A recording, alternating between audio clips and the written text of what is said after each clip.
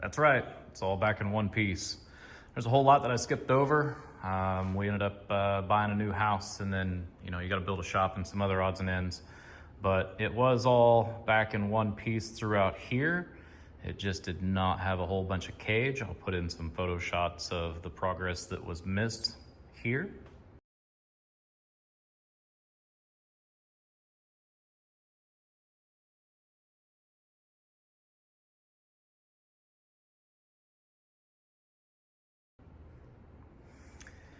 And now we're back with the cage. I do have some other photos of when I got it back from the cage work.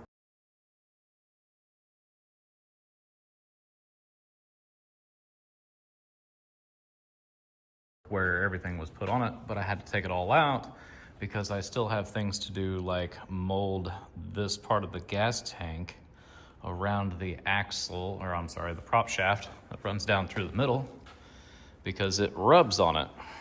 So in this design, it actually did work out that I was able to retain another fuel tank under the back passenger seat, and then also keep one up here. But because the prop shaft angle changes from the factory, then it actually started rubbing. You can kind of see it right there as it is.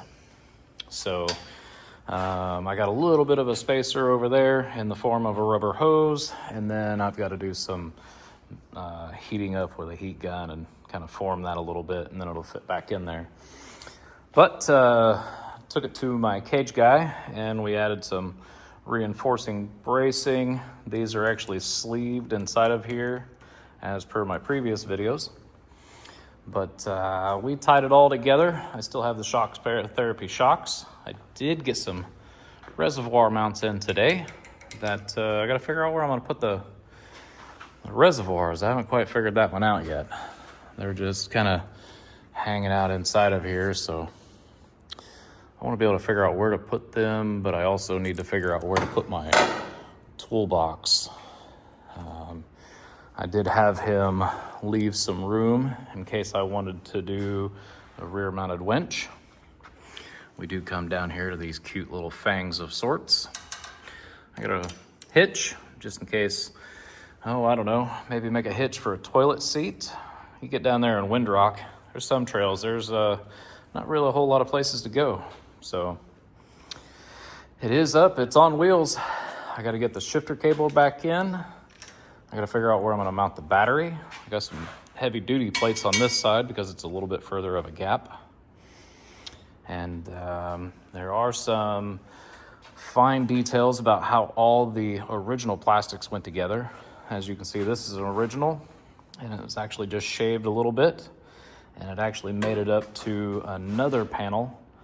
And we get some other shots when I start putting it back together. You'll see how much it lines up. This thing is absolutely massive. It is not very easy to say just how big it is, but I'm 6'1", and you can maybe see over the top of it. But it's 35s for those that don't follow the channel. 4-inch portal gearboxes from Super ATV, never even put oil in them yet. Hauser Racing high-arched or high-clearance A-arms, Rhino 2.0s all the way around, some ARP suspension straps to try and limit the travel, since I do have portals.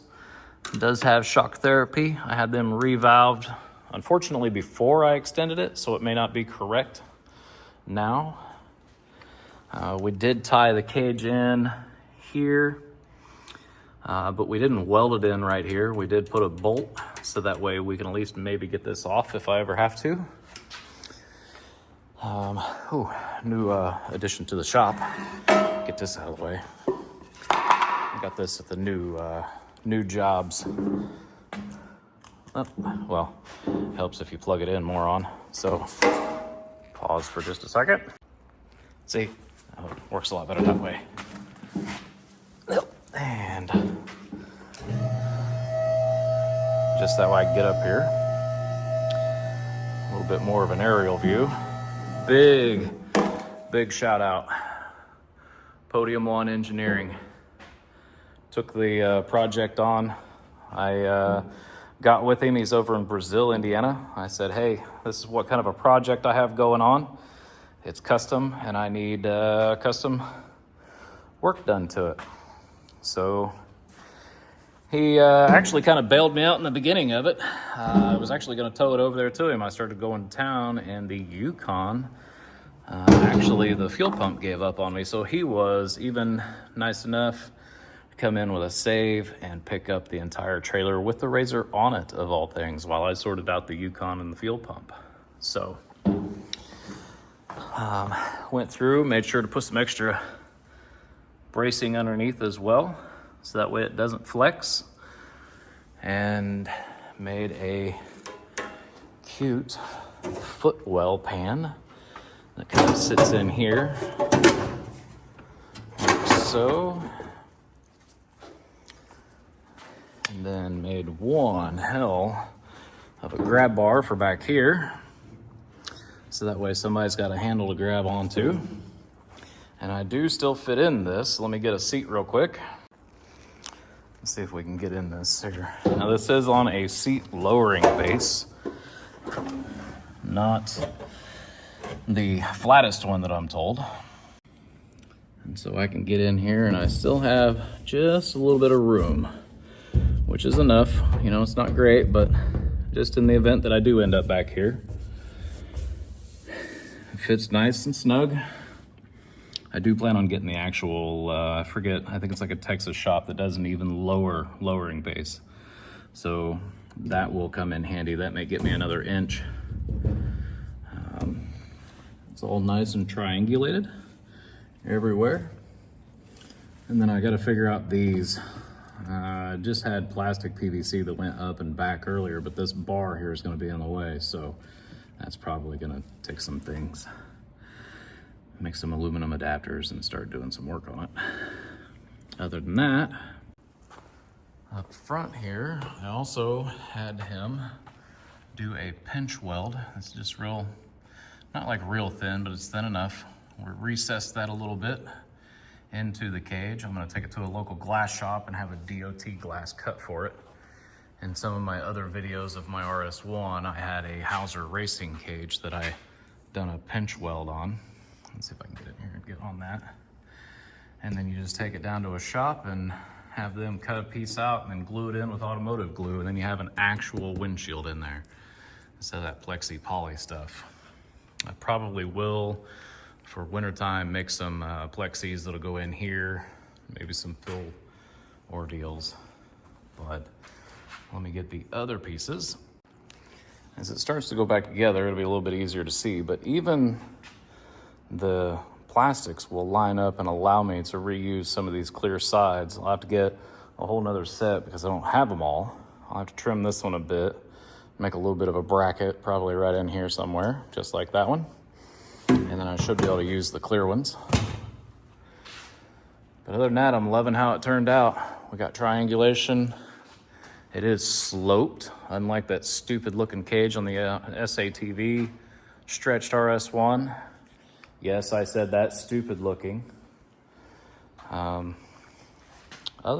than that, I still have to drill my holes for a winch, make sure it fits. If not, I'll have to make a little bit of a spacer plate, but we've done these to just be able to kind of run up and slap a strap over them and then just be able to pull and tug on it. And it was triangulated down.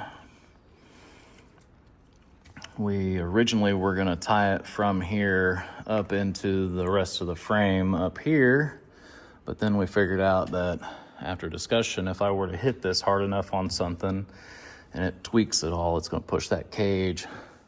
It's gonna push on up through here. So we decided to just leave it like this. So we still got some ways to go. Not a whole lot. Really, I just had it all, I tore it all apart just so I could get the gas tank back out of it. Remold that some more now that I have a better heat gun instead of a propane torch. No, I didn't do it with fuel in it. It didn't have fuel in it. It was a factory Pristine. There was no fuel in it. So don't start beating me up in the comments over, oh, you can't do that with fuel in there. So that is where we stand. I will start getting it back together, and we will see more as we go. This is kind of in between projects of here, and then also kind of working on an Atlas 4200 that will be going into the 55. That's all the remnants of what's left. I yanked off of it. So we will get some of that in there. Until then, stick around, grab a channel like this one, grab a chair, sit down and have some fun, or at least some giggles, watch my goofy self roam around, potentially smash a finger, jack some things up, have to order some new parts, but there's more to come of this. We will actually be able to get it out. I gotta find a skid plate. Anybody that knows where I can get a decent skid plate, maybe even a sheet of UHMW, 1/2 inch, 5/8 preferably. I don't think I'd rather do 1/2 inch, but 5/8 probably be preferable. That they will cut one or send me one. Drop it down in the comments below or something. Let me know where I can find one. And then other than that, we will catch you guys later.